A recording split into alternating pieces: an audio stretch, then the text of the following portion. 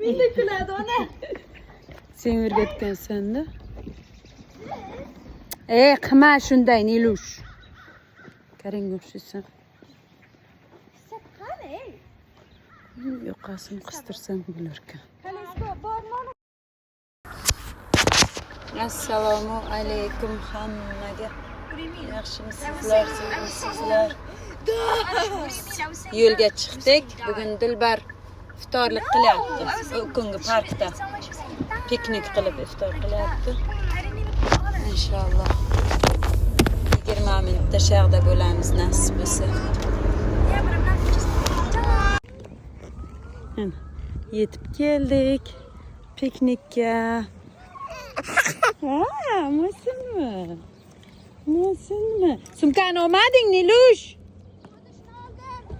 Yur, boshiga taqqichi bor edi sumkada. Adish, sumkasini ol Nargizda.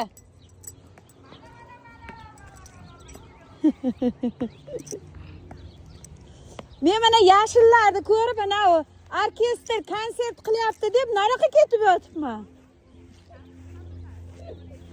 O'zimizda konsert ekan-ku. O'tgan safargidan ancha yashil bo'lib qopti. O'tgan safar mana o'tlar umuman yo'q edi. Ancha o'tlar o'sibdi. Kim uxlab yotibdi mana yerda? Keldimi shu? Nima? Yer chopib ketdimi yo qo'y boqib ketdimi dalada?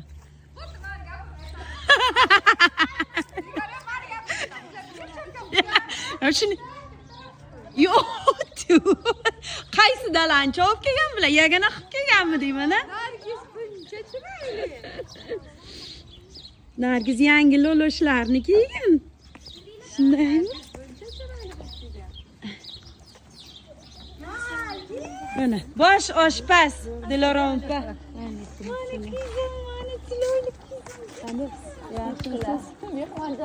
Mehmonjonlar degan. O'sha tagini osib qo'yibsiz. Qani ikkinchi qozon? Ana o'choq yo'q. O'choqqa ketganlar dadasi probka kelolmayapti. Kenja uy yaqin. Mana, bittasi sunnat olib ket. Ay, sen ikkalang kasal bo'lasan-da yaxtayga uxlat.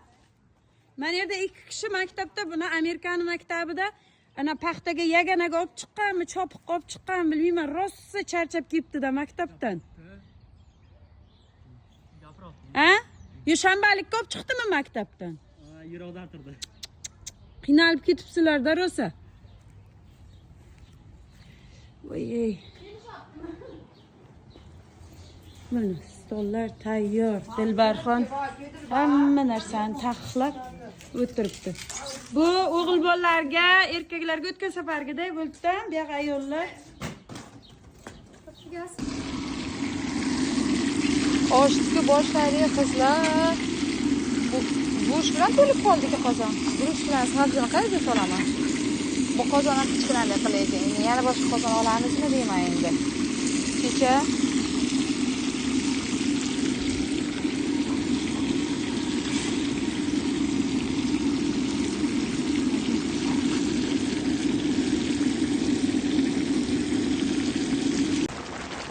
mana endi buni guruch taqasalar.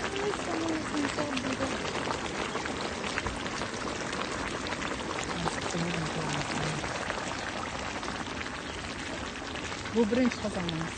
Xuddi yana ikkinchi qozonimiz.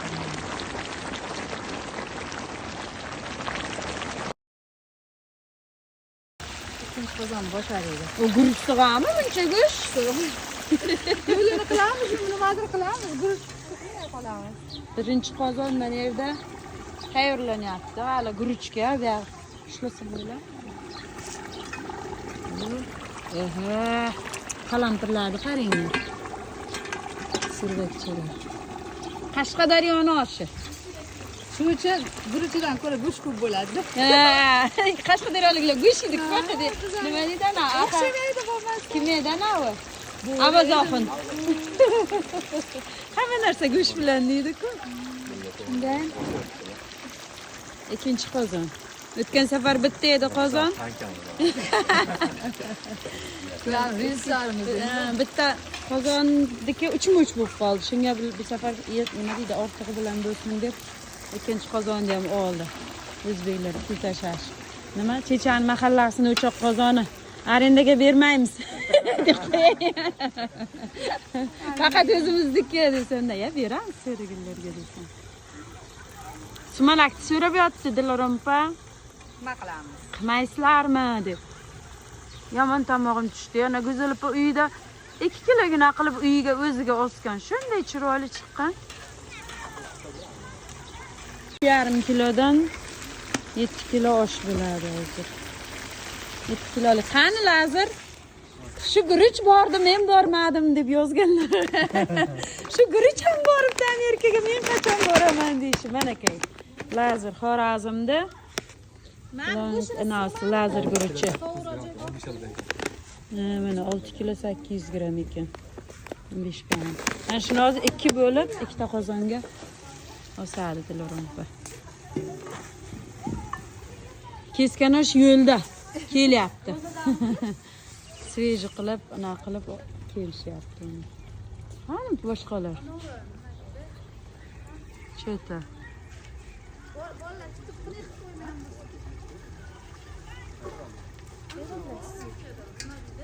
Ha? Qani? Aha. Samsalar. O'zamasiz?